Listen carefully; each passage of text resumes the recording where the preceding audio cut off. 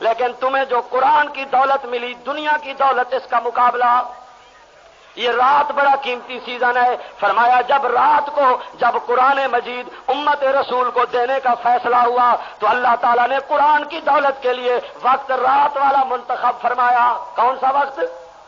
فرمایا حامیم والکتاب المبین، اور مقام پر فرمایا انا انزلناہ فی، جب قرآن کے دینے کا فیصلہ فرمایا تو وقت کون سا منتخب ہوا؟ اور میں نے آیت پڑھی، آج کے جلسے کو عنوان کیا گیا معراج مصطفیٰ کانفرنس۔ جب اپنے محبوب نبی، لاڈلے نبی، پیارے نبی، رحمت دو عالم نبی کو فرشوں سے عرش پر بلانے کا فیصلہ فرمایا تو وقت کون سا منتخب ہوا؟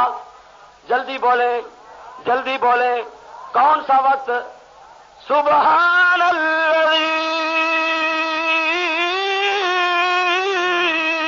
اسری بعبدہ، پڑھی آگے، آگے۔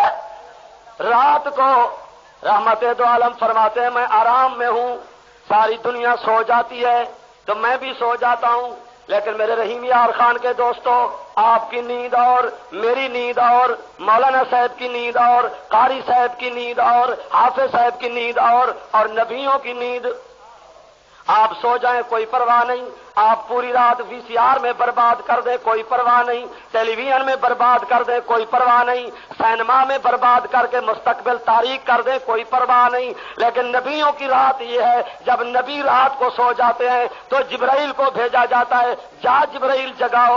یا اللہ کیسے جگاؤں؟ فرمایا اپنے نوری پر پھیلا دو اور میرے محمد عربی کے قدموں سے مسلنے لگ جاؤ، میں ثابت کروں گا جس کے پر ہے یہ نوریوں کا سردار ہے، جس کے قدم ہے وہ نوریوں کا بھی سردار، انسانوں کا بھی سردار۔ پہلے بھی مکہ تھا، جب نبوت کے قدموں کی تلیاں لگی اب آواز آئی لا اقسم بہذا البلد وانت حل بہذا البلد۔ جبرائیل امت سوئی ہوئی ہے، علماء سوئے ہوئے ہیں، طلباء سوئے ہوئے ہیں، عالم سوئے ہوئے ہیں، جاہل سوئے ہوئے ہیں، مجھے کیوں جگاتا ہے؟ فرمایا تمہارے لیے آڈر ہے، یا المزمل قم الليل إلا قليلا نصفه أو انقص منه قليلا أو زد عليه ورتل القرآن ترتيلا إن لك في النهار سبحا طويلا۔ امت سو جائے تو کوئی پرواہ نہیں، لیکن آپ سو جائیں تو میں جبرائیل کو بھیجوں گا کہ ساری دنیا سو جائے تو سو جائے، پر میرے محمد تم اٹھ جاؤ، قرآن مجید کی تلاوت کرو، سوئی ہوئی امت کو اپنی نبوت کی زبان سے تلاوت کر کے جگا دو۔ رحمت دو عالم کو اٹھایا، رات کو معراج کا وقت منتخب فرمایا تو وقت کون سا؟ سبحان الذی اسری بعبدہ، راتوں رات میرے محبوب آؤ۔ یا اللہ کیوں؟